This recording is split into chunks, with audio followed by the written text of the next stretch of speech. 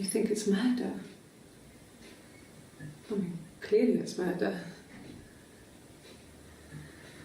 What can I do to help?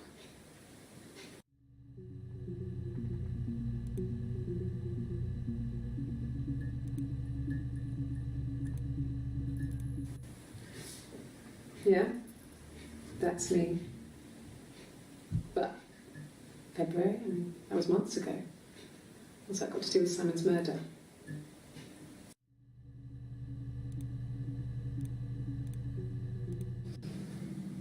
I didn't murder Simon. You've got it wrong. You've got the wrong person.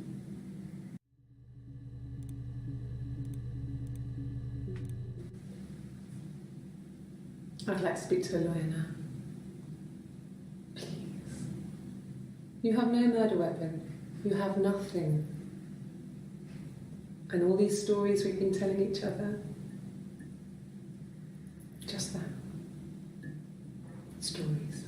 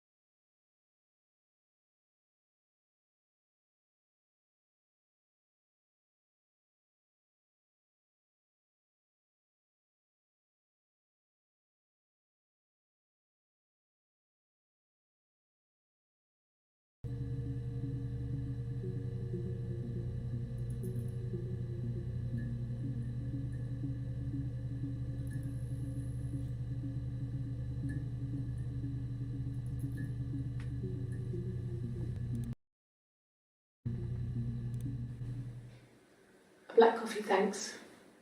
No sugar. I'm sweet enough as it is.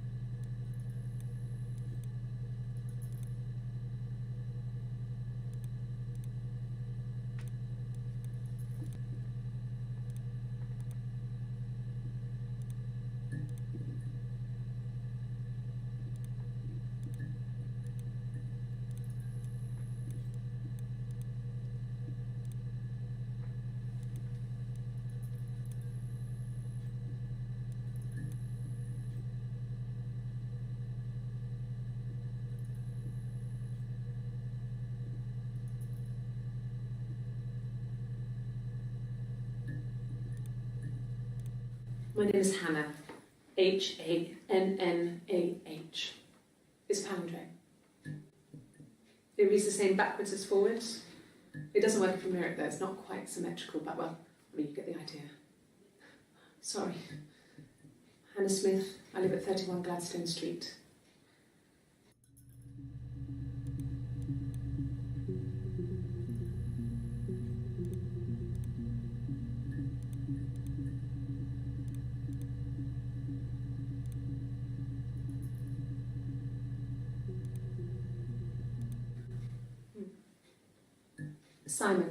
Simon Smith.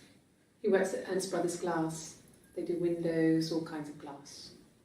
Simon does the more special work, mirror making, feature windows, artistic things, really beautiful things.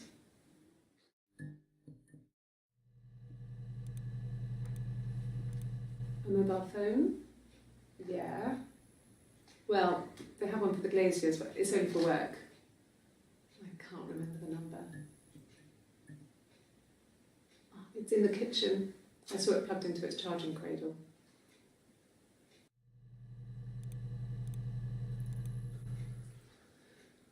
Simon is 6 foot, darkish blonde hair, average build. He's clean shaven. If his beard grows, it goes ginger, so he shaves it. I mean, not that there's anything wrong with ginger hair. I bought a photo. They said a spring photo. This was taken last year on holiday in Rome. It's the best one I have.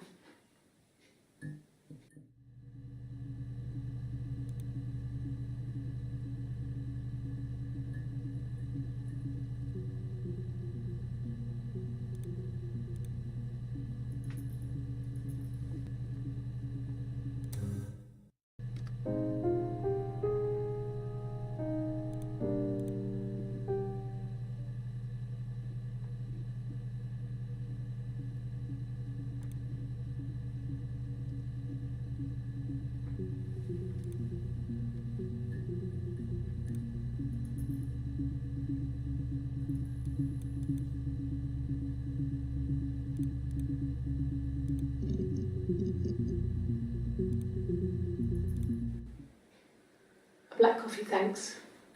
No sugar. I'm sweet enough as it is. My name is Hannah.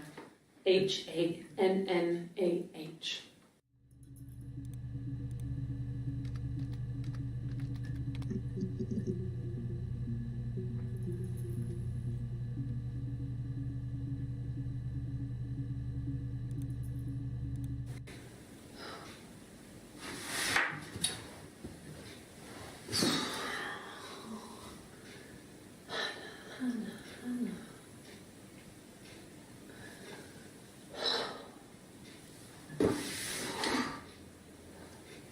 What are you doing? I'm talking about you.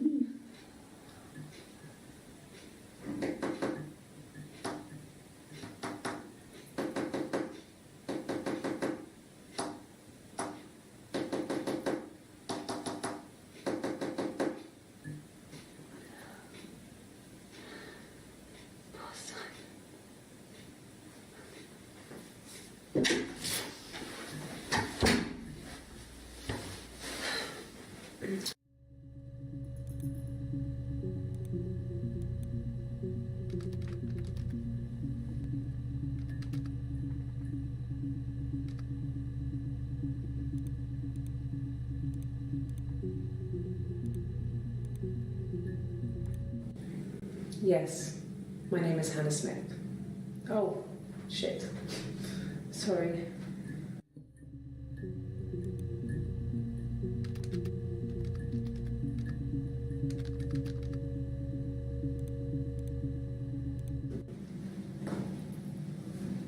Across the road, where my parents first lived there, was a midwife called Florence. When Hannah was born, I was born at the same time. The midwife was there to help. I'd been throttled by the cord, probably wrapped around my neck by Hannah. The midwife told my mother I was dead. But I wasn't. She wrote all this stuff in a diary. Amazing what people will admit to on paper.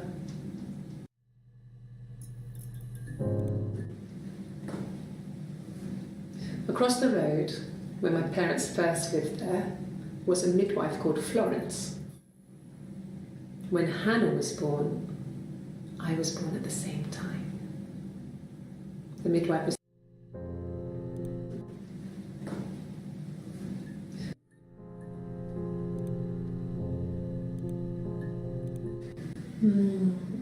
She recognized me from the window. She told me to come inside, and she hid me. They had made the attic into a place where Hannah could play. There was a dollhouse. She hid me up there. No one else ever went into the attic. It was her place.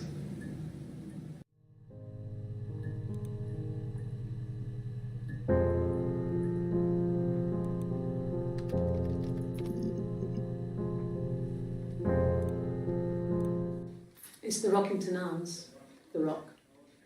It's run by a nice couple, Peter and Susan. There's some other regulars there that Simon likes to drink with, and the barmaid they're having sometimes, Helen. Peter said Simon had been in and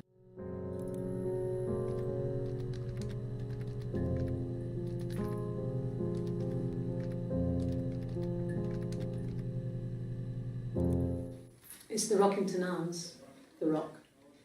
It's run by a nice couple, Peter and Susan. There's some other regulars there that sounds. It's the Rockington Arms, The Rock. It's run by a nice couple, Peter and Susan.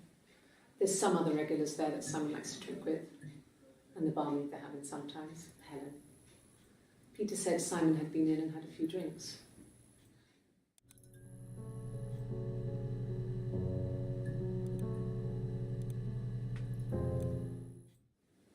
Yes, there's an Amstrad one. No one uses it for very much. There's a printer so you can write letters on it. Simon sometimes plays games, climb the tower, save the princess, that kind of thing.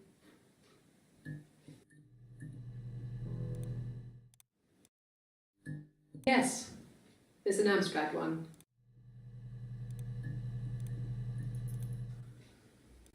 Simon isn't the type to run off or do anything crazy. Someone must have done something to him, or there must have been some kind of accident. So what do we do next?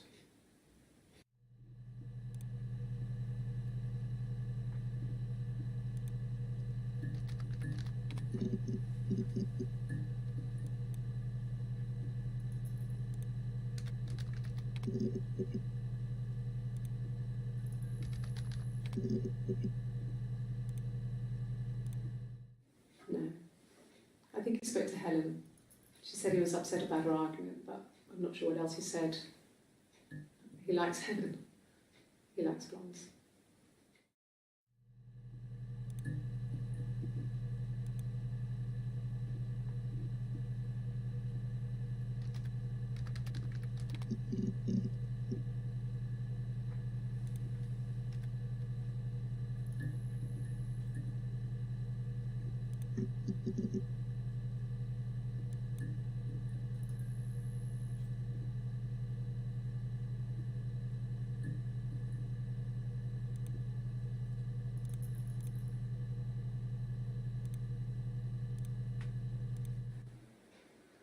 Black coffee, thanks.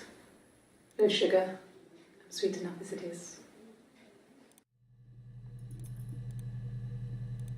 My name is Hannah. H-A-N-N-A-H. It's palindrome.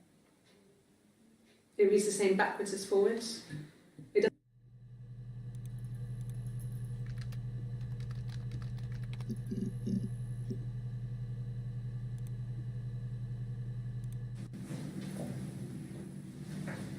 He saw me singing one of my shows, pure chance. Not sure I remember what he was even doing there. Afterwards, I had a drink at the bar and he came over and we got talking. I knew who he was.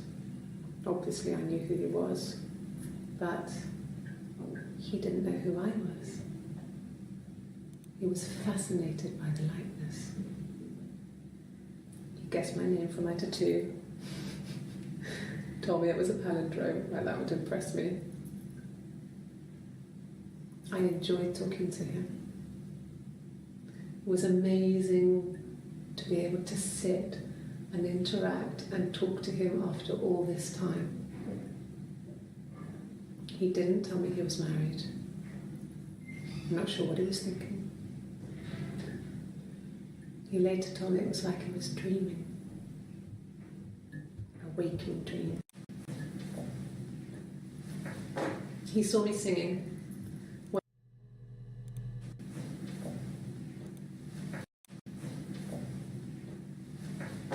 He saw me singing one of my shows, pure chance.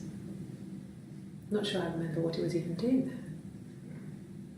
Afterwards, I had a drink at the bar and he came over.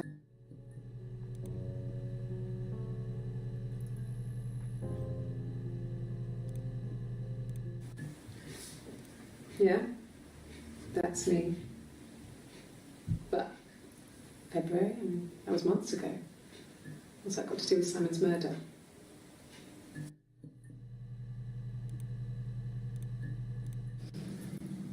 I didn't murder Simon. You've got it wrong. You've got the wrong person.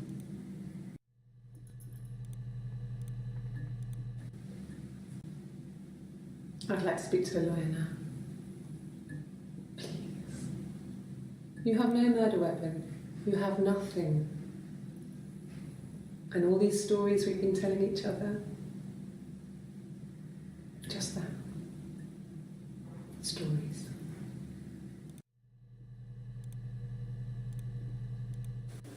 You think it's murder? I mean, clearly it's murder. What can I do to help?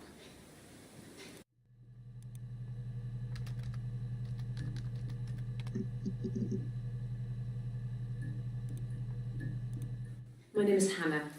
Hanna.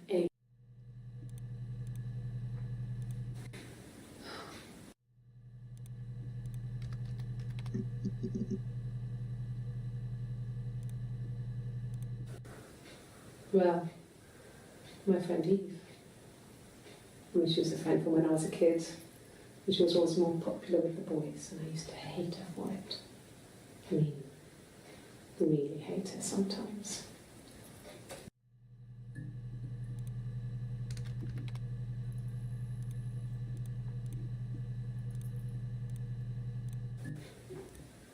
Yes, we'd fight.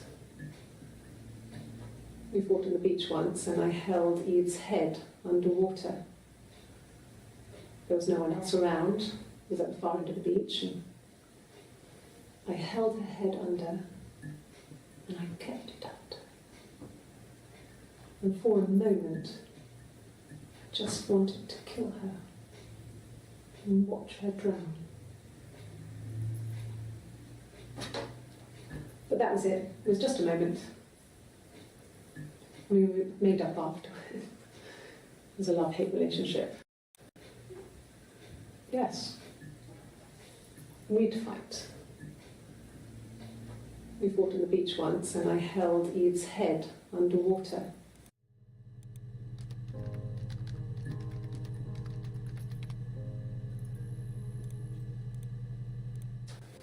A police station.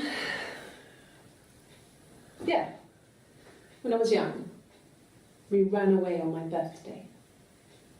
Bob Dylan was playing in London, and we thought we could break into his tour bus and have him take us with him. The taxi driver we paid to drop us off, I mean, we'd saved money, pinched a bit here and there to pay for the fare. He was suspicious because we were so young, so he told the police. So they came and picked us up and took me back to Portsmouth.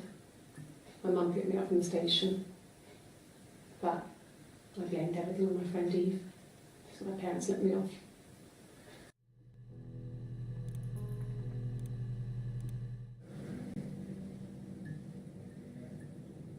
My mother called me Eve.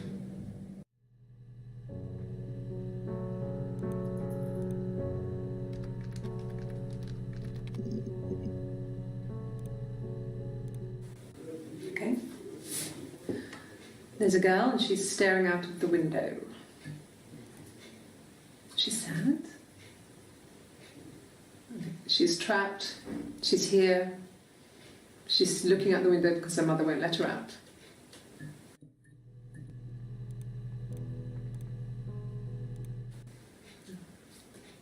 It's Rapunzel. The story starts when she's born.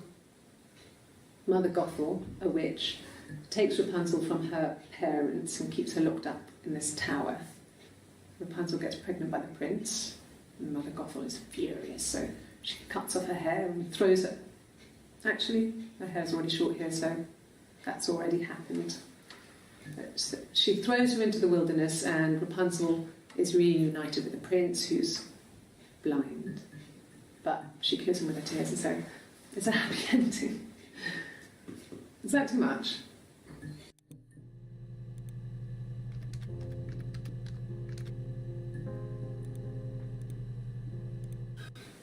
I would have been a good mother. I was young, but I would have been a good mother. She was a girl, by the way, the baby. We were going to call her Sarah. Simon wanted to call her Ava after his nana, but I didn't want her to have a symmetrical name. I would have been a good mother. I was young, but I would have been a good mother. I was young, but I would have been a good mother. She was a girl, by the way, the baby. We were going to call her Sarah. Simon wanted to call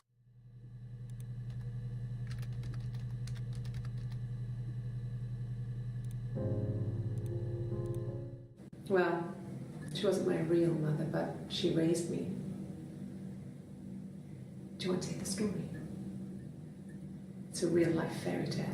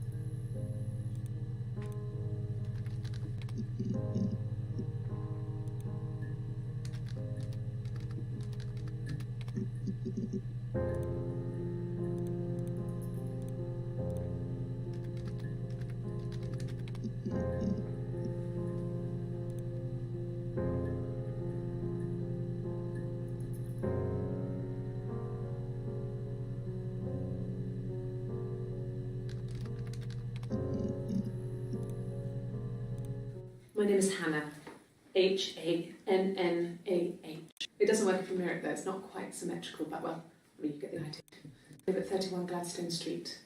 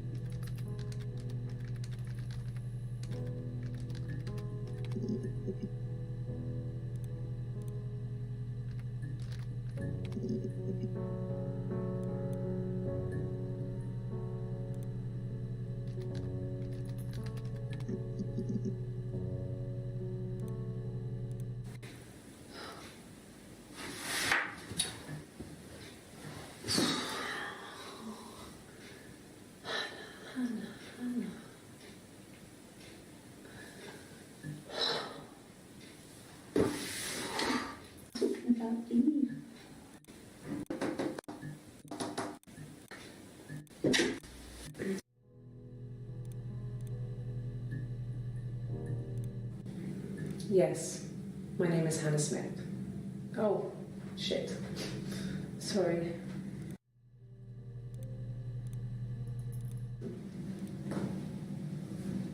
Across the road when my parents first lived there, was a midwife called Florence.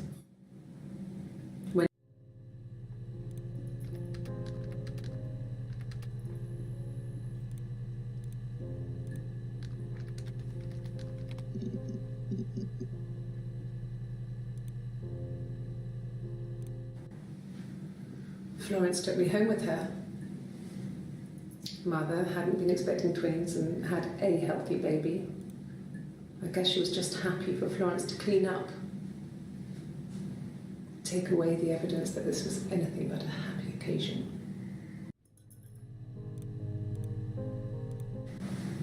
Florence raised me in her home. I never left it. She kept me out of sight. It wasn't odd for people to see a midwife with a baby, carrying in supplies, washing nappies, that sort of thing. I never knew any different. I grew up looking out of my window and seeing her across the road. I thought it was like a reflection in the mirror. She was me.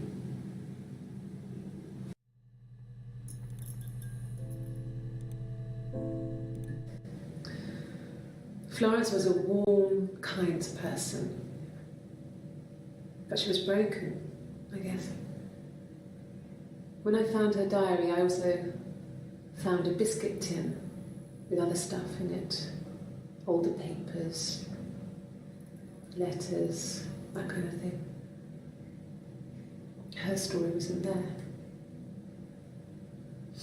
I never really spoke to her about it. I was far too young to really understand, I guess. I just put it together later, once I was older. She had loved children, planned to have a large family, but her husband died in the war. And that was back when you married for life. She never felt like she could marry again. Isn't that strange? She was a widow from her 20s. But, I mean, I guess it was different then. You know, you married for life and she felt she could never marry again.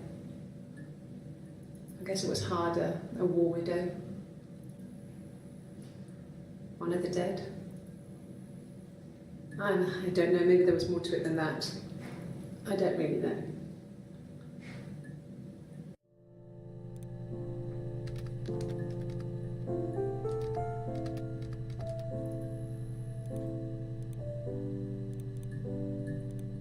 No, it was just me and her. Eve was the name they were going to call their first child. They talked about it and were going to try when he came back. Florence's family had a history of firstborn girls, so they were convinced it was going to be a girl. It's hard to know if this is all true. These are stories I remember, that I read when I was a child. Maybe I misread, maybe I misunderstood. Sometimes it's hard to remember what happened last week.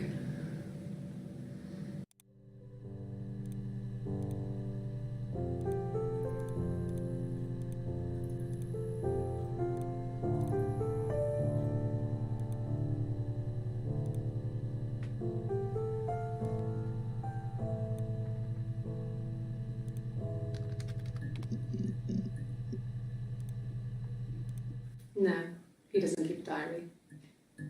That's my thing. I've kept one, well, as long as I can remember, since I was a girl. It helps make sense of my day.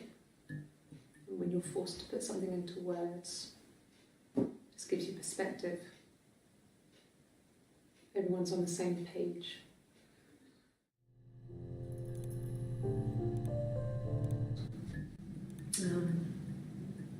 When I was 8, Mother died. She slipped down the stairs. It was an accident.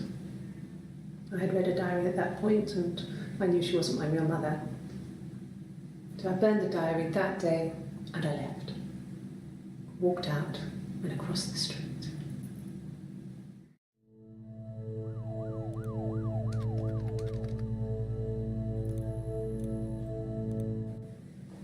Just became our way of life.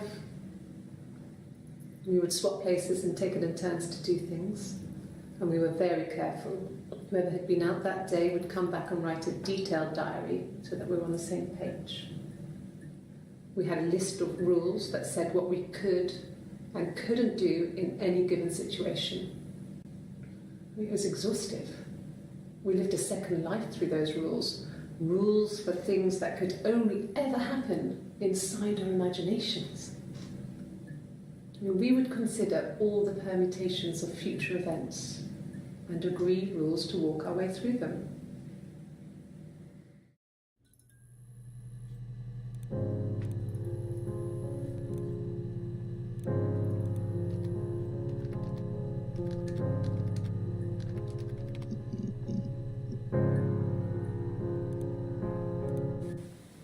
Okay, sounds weird. I'm not great at making up stories. Yes, I read a lot as a child and watched lots of TV. Then the doll's house we still have in the attic.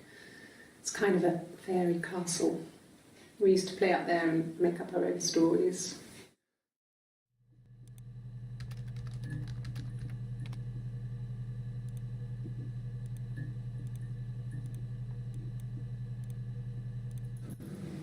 Fairy tales. Stories about lost princesses, evil witches, magical mirrors and lost children. So you see, even before I knew the truth, I'd found it in those stories.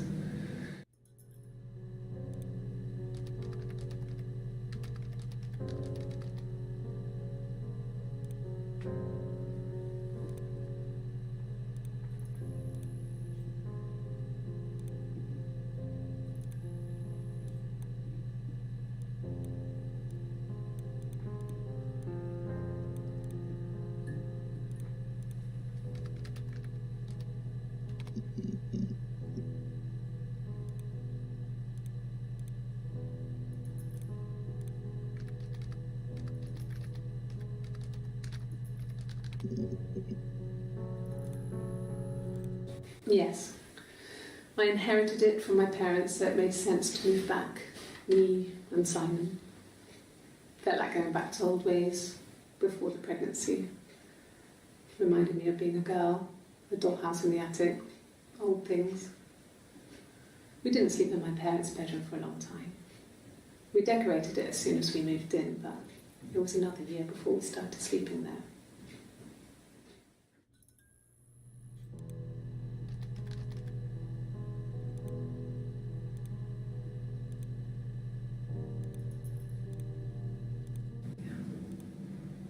I'm not sure where the dollhouse came from.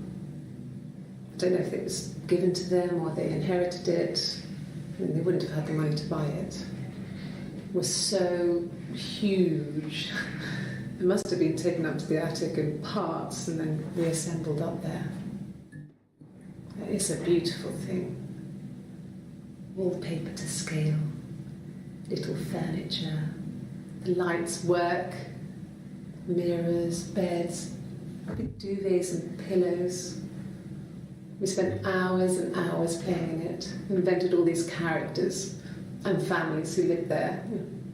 We wrote paperwork for them all, passports, diaries, and gave them all really elaborate stories. Once, a moth got trapped in there. We'd left a light on. It was making the most horrendous noise. We tried to kill it, but it was tough. We ended up crushing it under a copy of the Arabian Nights.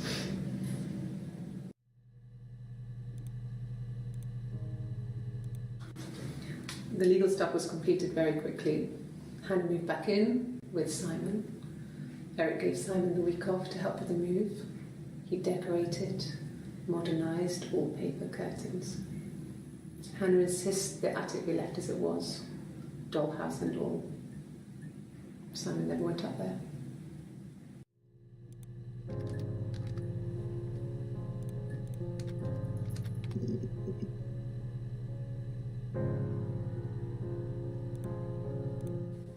He was wearing a shirt. It's a blue turtleneck shirt and jeans. He has a watch. It's a really nice one. That was a gift from his boss, Eric.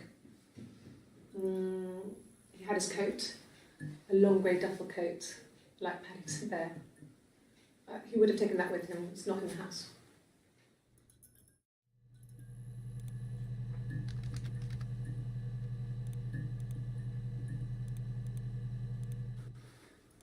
So, it was Friday evening. We had an argument. He left. On Saturday, he didn't come back. I waited all day. He was supposed to go help Eric out with something on the Saturday afternoon. They had a job, but he didn't show. So Eric was ringing on the phone. I checked at the Rock, that's our local. They said they'd seen him on the Friday night, but not since. He still wasn't back this morning. It just isn't like him at all. Still not back by dinner time. It's getting dark again. So I decided to come and see you. His parents haven't heard anything either. Yes, there's a car that we share, a Cavalier, and a van he uses for work. It's owned by Eric, but we look after it. Both of them are there now, parked on the street. I'm not sure about the keys for the van. I can look for you when I get back. Yes, there's a car that we share, a Cavalier.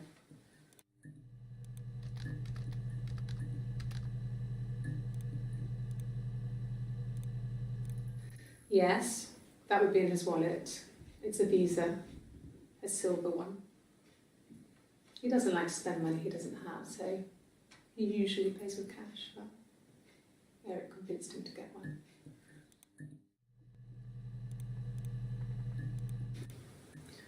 Eric was like an uncle to him.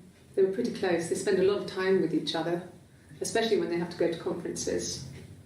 Have you met his wife, Diane?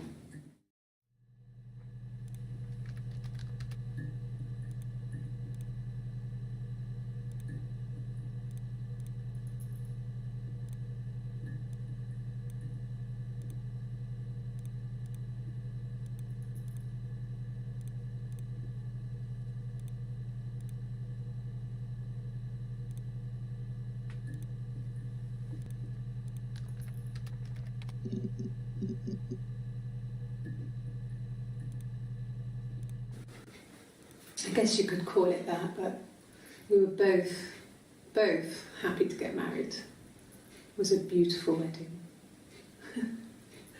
We had our first dance to Come Back and Stay. I'm not sure if that's a good wedding song, but I loved it. I chose it. I mean, it was genuinely our first dance. We'd never danced together before. It was probably awful to watch, but I enjoyed it. It felt like it was just me and Simon for that moment. Just the two of us.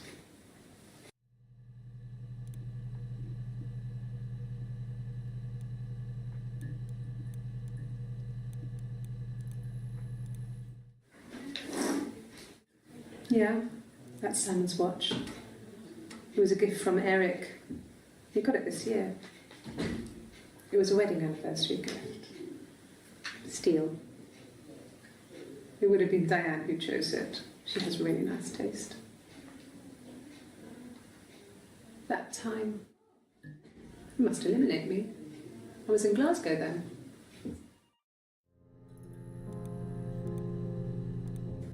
It happened very quickly.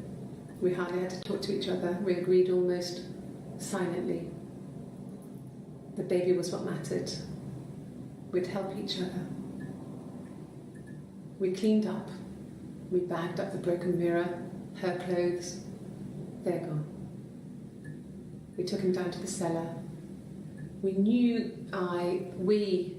had an alibi, and we wanted the body to be found later. We wanted to have suspicion on us, so we could then disprove it, rather than have it linger. Better to keep the body in the house than risk being seen with it.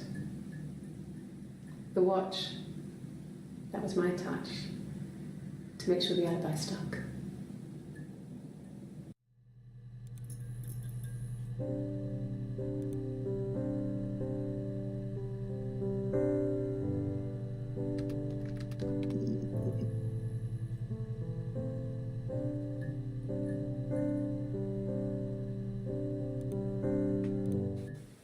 Could the hairs have come from somewhere else? I mean, could they... We have a lot of dolls in the attic. There's a Rapunzel doll with long blonde hair. Could they have come from there?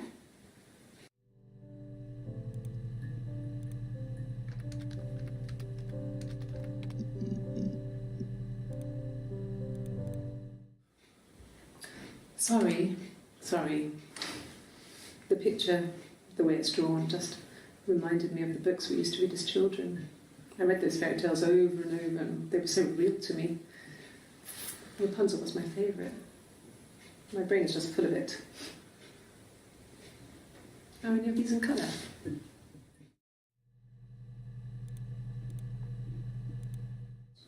Did I pass? Sorry, I messed it up with all that Rapunzel stuff. Do you need me to do that card again?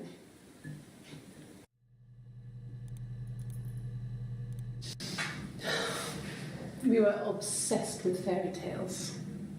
Not just the pretty ones, but the traditional ones. They were dark and real, bizarre and violent. Felt like life. We had this huge old book that I think Mum must have bought from a library sale. The illustrations had thin tracing paper over them to protect them. They were in colour, shiny plates. At the front of the book was an index of illustrations. We read that more than the actual stories. We'd read aloud the captions and flip between the pictures. There was something intimate about peeling back the tracing paper, undressing the pictures. Rapunzel's hair is cut. The eagle plucks out his heart. The princess pricks her finger.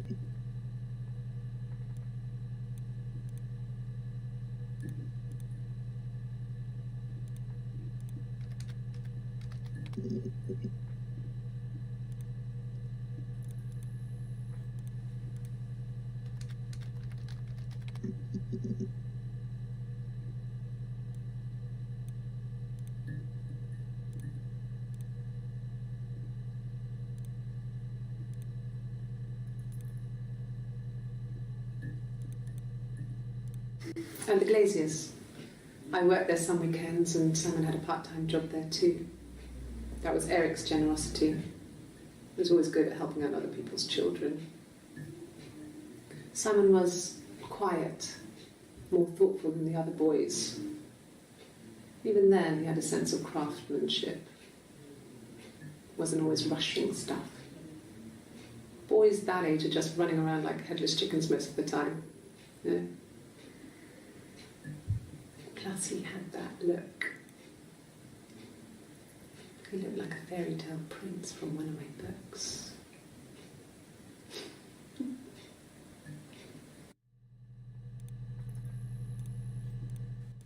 Simon never cheated on me. He was devoted to me, and I was devoted to him. Nothing in life is easy. We were good to each other. Life isn't a fairy tale.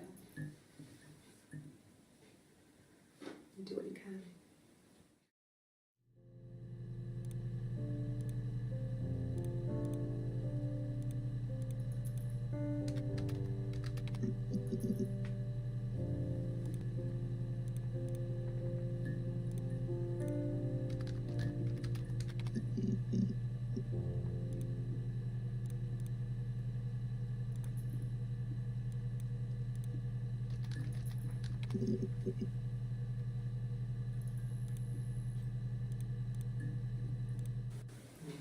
Diane is really nice. She helps out with the glaziers, organises the Christmas party, that sort of thing. They have 2 kids, really sweet kids. She used to look out for me when I worked there. I mean, not really.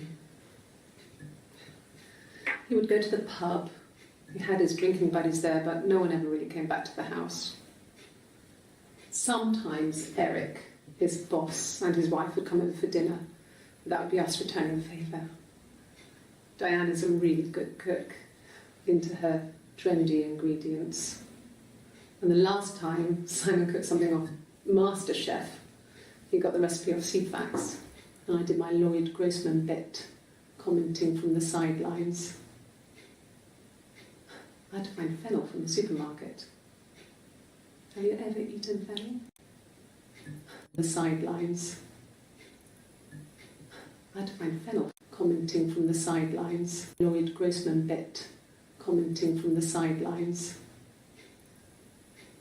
I had to find fennel from the supermarket. Simon and Eric arguing? No, I can't imagine they'd be arguing. And they get on so well. Unless it was something to do with work. Maybe Simon was being too much of a perfectionist. But I don't know. You should ask Diane.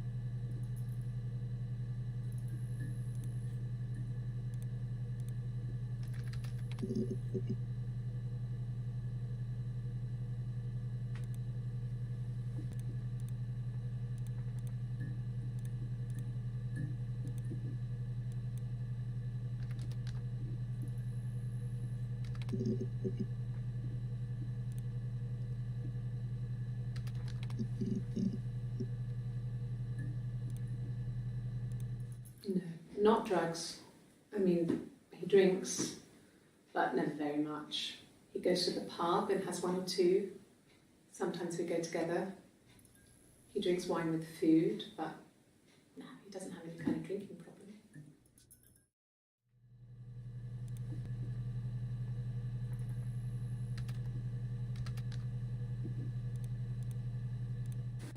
God, I don't know.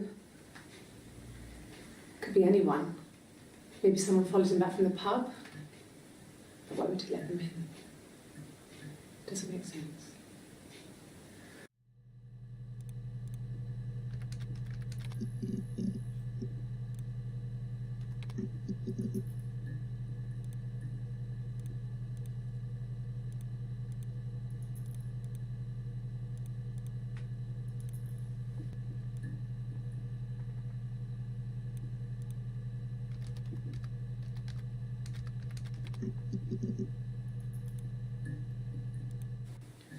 it wasn't the present so much. It was one of those arguments that had been simmering for a while.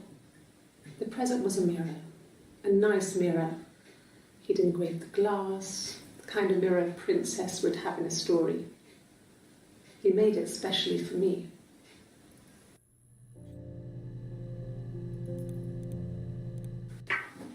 Let me see. Yes. I drove in here because I remember, well, I went over the river. And then there was a church. There. Yeah. And I probably parked... Well, I remember seeing a street sign called Princess Street. Yeah, there it is. Yeah, so I'm pretty sure it must be this one. There.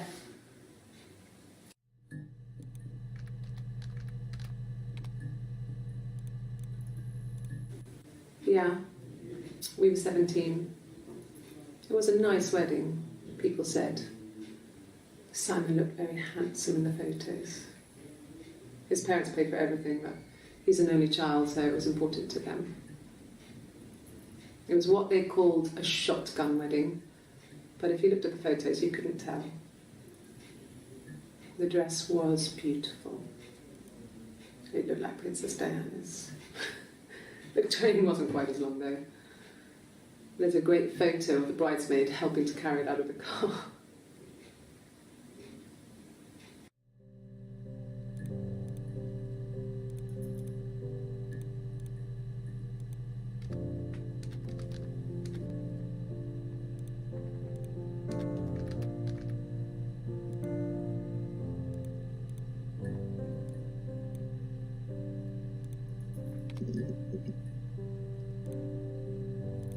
No, I was 15, Carl was older, 17 I think. I was really into him, regardless of how he actually behaved. Lots of drunken teenage sex. We did it in a church once. Stupid. So he got tired of us and we split up after about 6 months. It was sad, but those early experiences, they help you realise who's really important to you, you know? Family.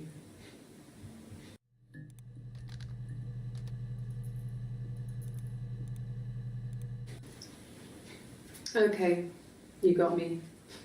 I'll confess. We were there. It was a dirty weekend. Simon was going to expense it, pretend it was a business trip. I used a made-up name. We stayed at the hotel, had room service, didn't leave the room, had a great view of the river, and you could hear the church bells. Like you said, it was very romantic.